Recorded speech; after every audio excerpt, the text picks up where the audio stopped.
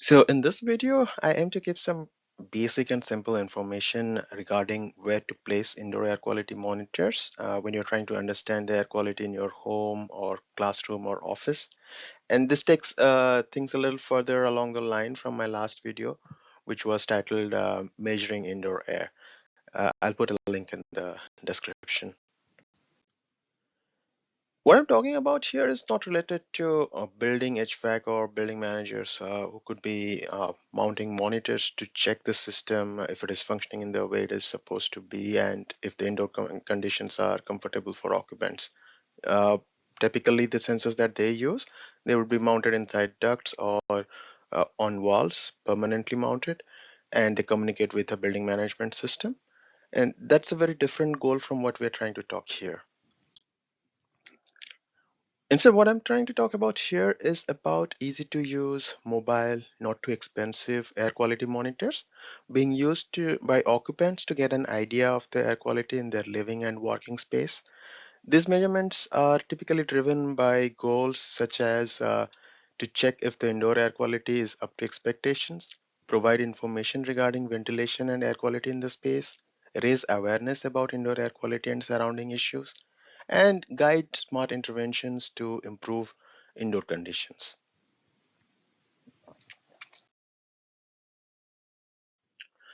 We can also consider undertaking this monitoring in different situations. Like you could do it when people are in the space using it like it is supposed to be used.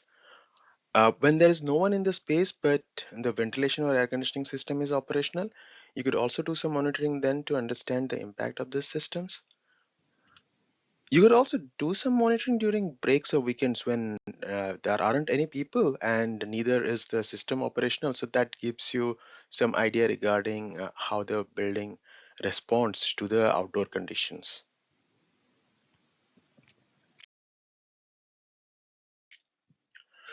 Now, the question arises, where should I place these monitors? For monitoring air quality, we want to understand the air in the breathing zone. So about 1 to 1.2 meters for places where people will be typically sitting down. And if it's a place where people are standing, then it would be about 1.5 to 1.7 meters, like standing height, depending on whatever is the expected activity in that space.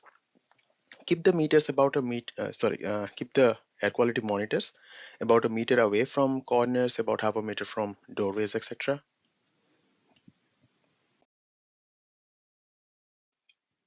Ideally, we would want to monitor the space right in the middle of occupied area, like where there are people. We don't really want to figure out what's happening in places where no one is supposed to be. Uh, do not get too close to external walls or to windows.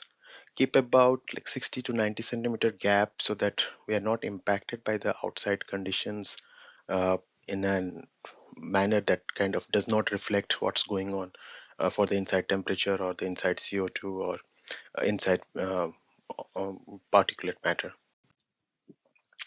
Avoid areas that have poor air circulation, like corners, closets. Do not mount near any kind of combustion equipment or something like, let's say, candles or even gas-fired boilers, etc. Do not mount it too close to the occupants as well. Like we do want to understand what's going on in the breathing zone, but if you mount your air quality monitor right next to a person, then the exhalation can impact the monitored values. Activity levels within the room, they should also be taken into account as high activity levels can affect indoor air quality. So before you decide to place an air quality monitor in a space, have an idea regarding what kind of activity would be taking place there. Higher activity levels can increase the rate of CO2 emissions from occupants. Certain types of activity may also increase emission of particulate matter or resuspension of particulate matter from the floor or carpets.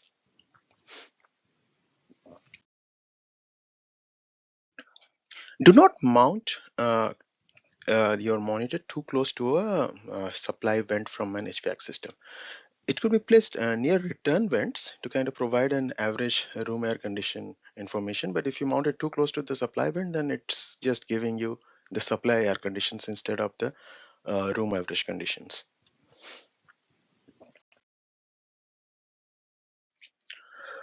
Many air quality monitors should not be directly exposed to sunlight because the sensors that they use, they are kind of sensitive to direct sunlight, and this can also give misleading values for temperatures. So try to place them in kind of a place where you are not being directly hit by sunlight, and kind of the apertures in the monitor which are used for sampling air, they are not in a direct way of the sunlight.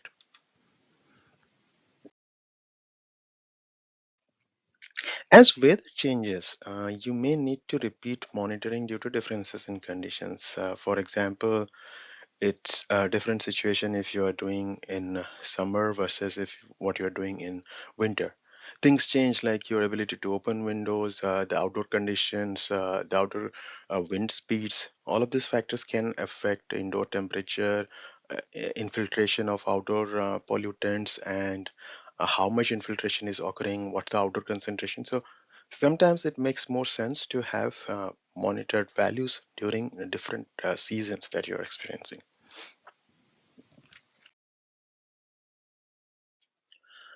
Also, keep in mind, I mean, this is kind of a simple idea, but you should keep in mind that your monitor needs to be placed somewhere that is accessible to you.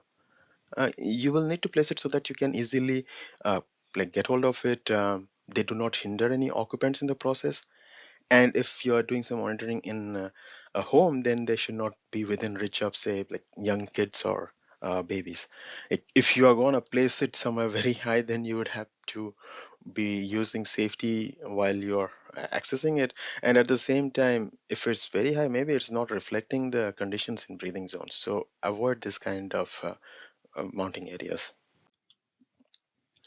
Now, ideally, what we want is something different from what we might have. Like ideally, I would like to have enough monitors that I could place about 3 to 4 of them in every room and check the room out, check for issues, check if things within the room are reasonably uniform or not.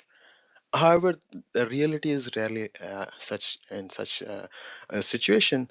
So prioritize places where you may have the most occupancy, or occupants like elderly people or kids who are susceptible to the risks from poor air quality more than others.